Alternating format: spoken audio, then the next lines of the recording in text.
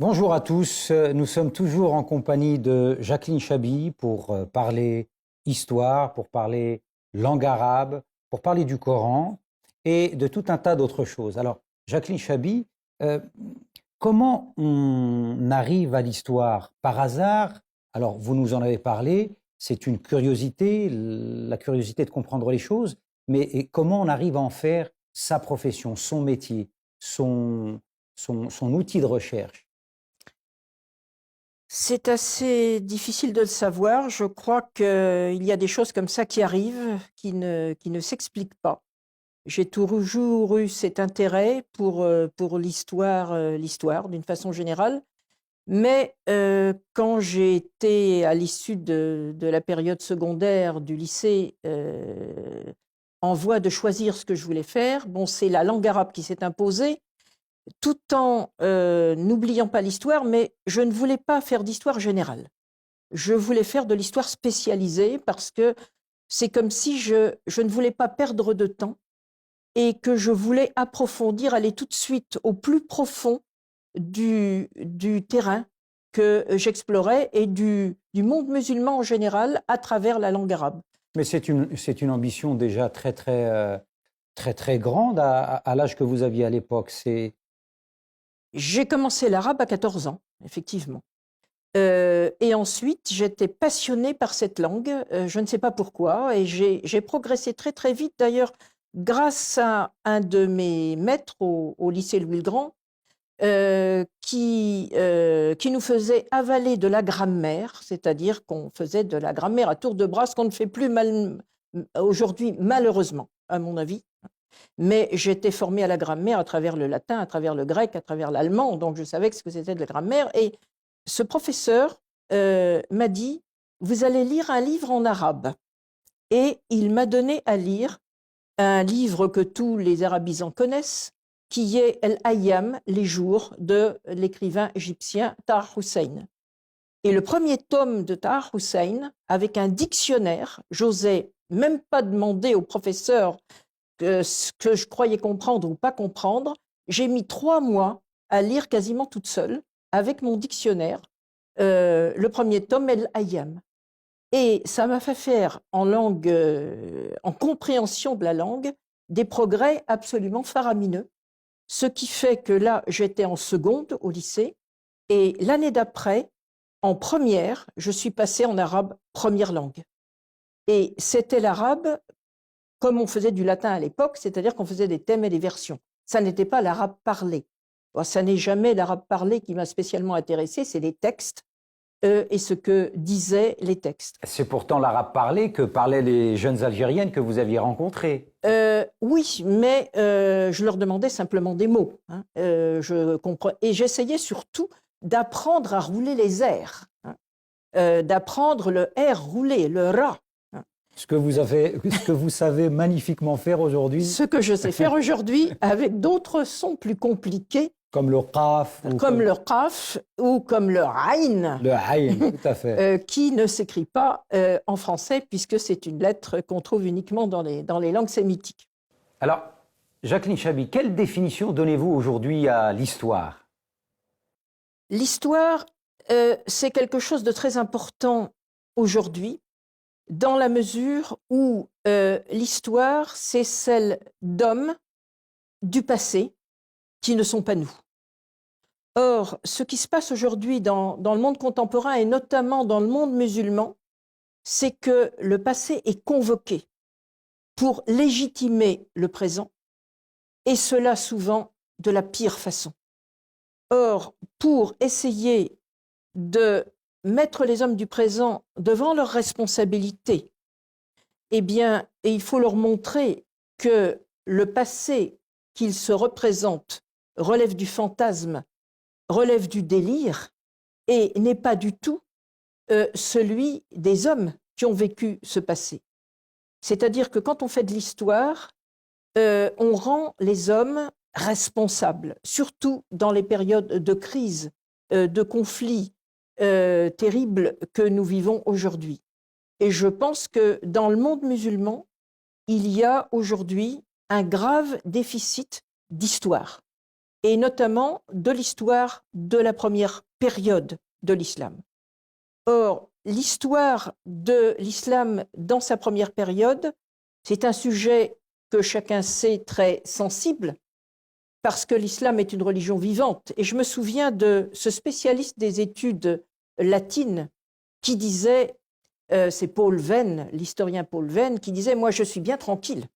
Je travaille sur la religion des Romains et ils ne sont pas là pour me dire que je me trompe. » Vous vous passionnez pour l'histoire des premiers temps de l'islam et pour vous, c'est un passage obligatoire, mais pas seulement pour celles et ceux qui s'intéresseraient à une période donnée. Vous insistez beaucoup sur le fait que c'est également extrêmement important pour celles et ceux qui prétendent être croyants, et en l'occurrence, les croyants musulmans.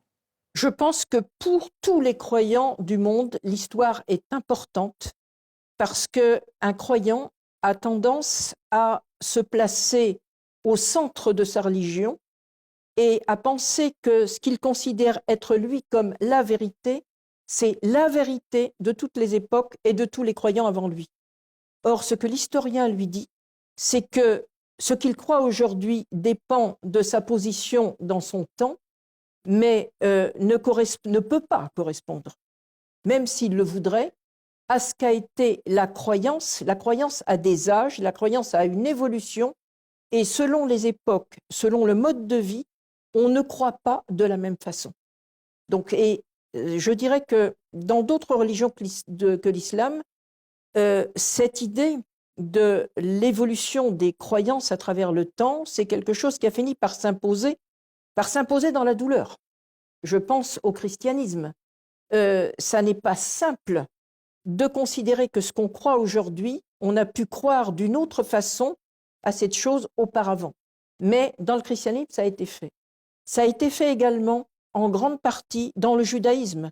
Les archéologues israéliens qui vous disent bien Salomon, c'est pas du tout le roi magnifique que vous dites, c'était un petit roitelet de rien du tout.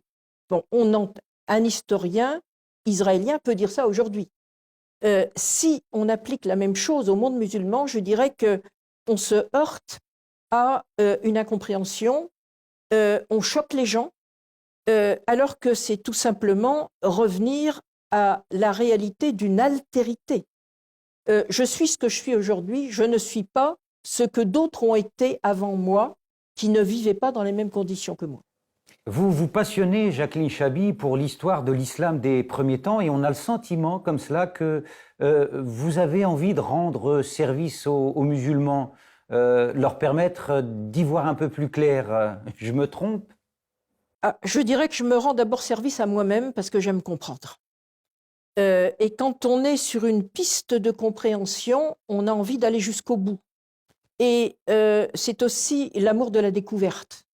Quand on trouve des choses que les autres n'ont pas dites, eh bien, on a envie de continuer. Et effectivement, aujourd'hui, il se trouve que la piste que j'explore peut rendre service à mes contemporains, qu'ils soient musulmans ou pas musulmans d'ailleurs. Parce que les fantasmes sur l'islam des origines, ça n'est pas seulement de la part de musulmans, c'est aussi de la part d'Européens qui s'imaginent des choses absolument épouvantables concernant l'islam et qui disent absolument n'importe quoi, et l'historien remet les pendules à l'heure. Et c'est extrêmement important aujourd'hui pour rendre les gens responsables. Alors, Jacqueline Chaby, vous n'y allez pas par quatre chemins. Vous décidez d'emblée de vous attaquer au corpus coranique en proposant une lecture critique du texte.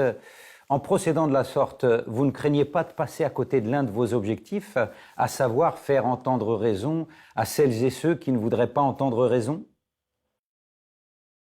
Si je cherche à faire entendre raison, je dirais que c'est une cause secondaire. Ce qui m'intéresse d'abord, c'est le problème historique que pose un texte comme le Coran. Donc c'est l'histoire pour l'histoire du chercheur qui découvre des choses qui n'ont jamais été dites.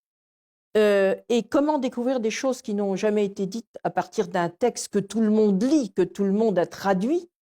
Eh bien, c'est en le ramenant à son terrain, ou plutôt à ses terrains, puisque le propre d'un texte sacré, c'est de voyager.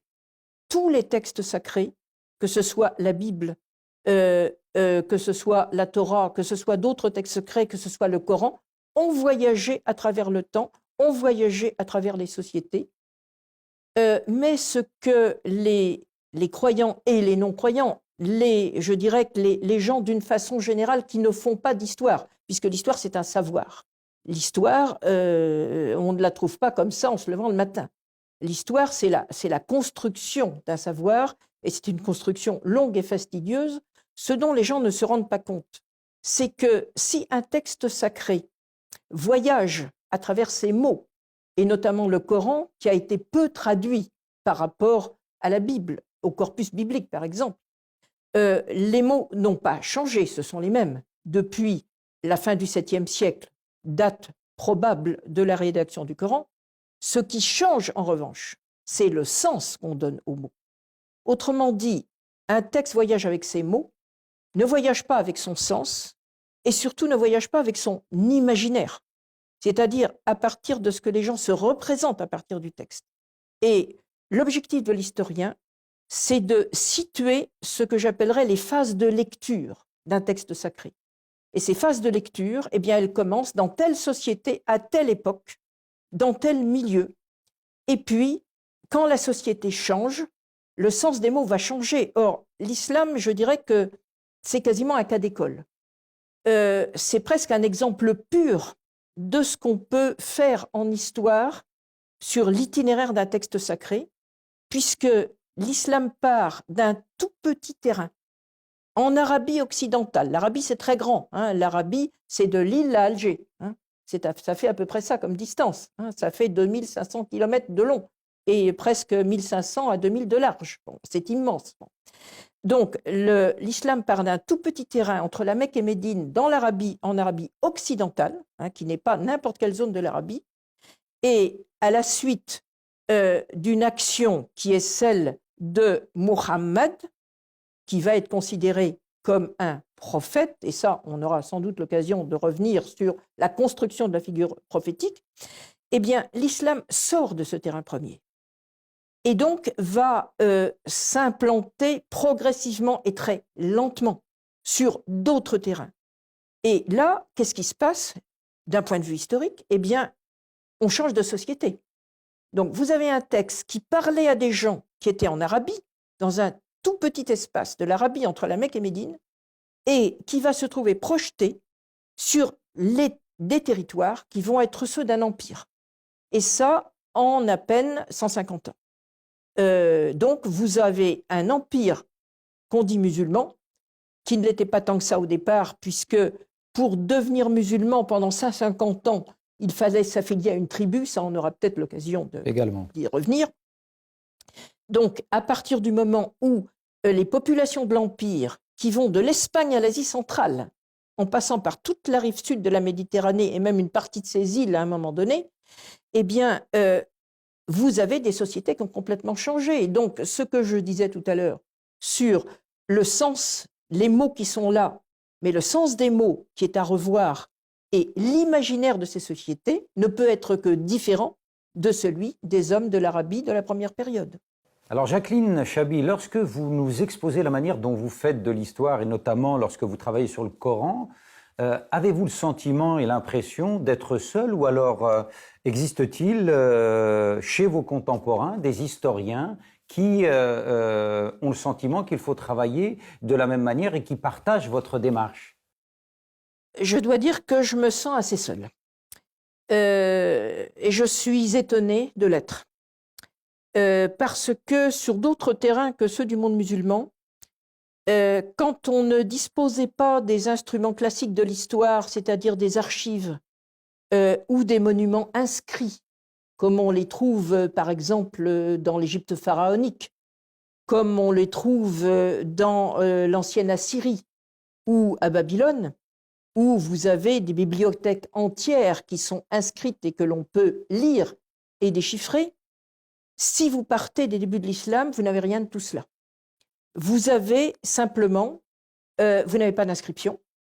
Vous avez la Mecque, qui est un site dans lequel vous avez un monument, je ne dirais pas un temple, parce que ça n'est pas un temple, qu'on appelle la Kaaba. Donc, vous n'avez aucun instrument classique d'investigation. Donc, quand on n'a pas d'instrument classique d'investigation, qu'est-ce qu'on fait? On cherche par quelle méthode on peut approcher un terrain de ce genre.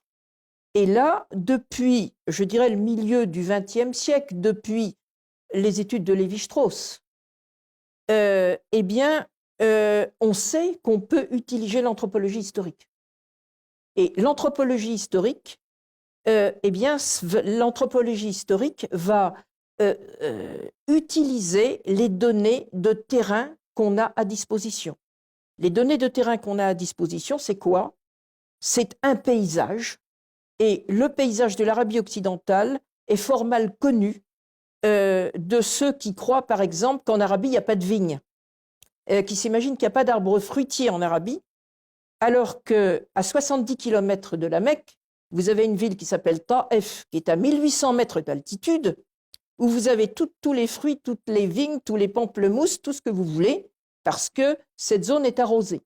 Donc, on regarde le terrain dans sa matérialité pour se rendre compte du mode de vie des gens. À la Mecque, il n'y avait rien à manger, mais à 70 km, on allait chercher à manger. Bon. On a, dans ce type de terrain, on a une société très particulière. Et il y a autre chose qui est extrêmement important et qui n'est pas si bien partagé que ça, c'est la connaissance de la langue de ce terrain. C'est-à-dire que quand vous avez un terrain aussi particulier que celui-là, où il n'y a pas de traces écrites du passé, mais où vous avez une société qui a un mode de vie qui est lié à des conditions climatiques particulières, eh bien, cela se traduit dans la langue. Et la langue, quand on la comprend à haut niveau, et ça n'est pas à partir de l'arabe moderne qu'on peut comprendre la langue à haut niveau, il faut faire de la langue classique et en faire très longtemps, et ce n'est pas si facile que ça, eh bien, on s'aperçoit que la langue est comme une archive qui donne un écho à l'imaginaire de ce terrain. Et je dirais que le Coran, dans son premier état, sa première lecture, celle des hommes qui l'ont entendu pour la première fois en Arabie et pas ailleurs, pas en Iran, pas en Espagne, pas au Maghreb, eh bien, cette langue est en écho de ce terrain. Et les mots que vous connaissez aujourd'hui avec le sens en arabe moderne, par exemple le mot nar, qui signifie le feu pour tout le monde, nar c'est le feu. Eh bien, quand vous avez nar dans le Coran pour désigner l'enfer, ce n'est pas le feu de flamme, c'est le feu du soleil, ou c'est le feu brûlant du vent de sable, du simoun. Vous avez cette expression dans le Coran, nar samoum, le feu du simoun. Évidemment, ce n'est pas des flammes, c'est l'air brûlant qui vous empêche de respirer. Eh bien, le moins que l'on puisse dire, Jacqueline Chaby, c'est que vous nous avez coupé le souffle et nous espérons pouvoir à nouveau vous rencontrer pour poursuivre cette discussion, raison pour laquelle je vous donne rendez-vous à très bientôt pour d'autres échanges avec Jacqueline Chaby. Au revoir.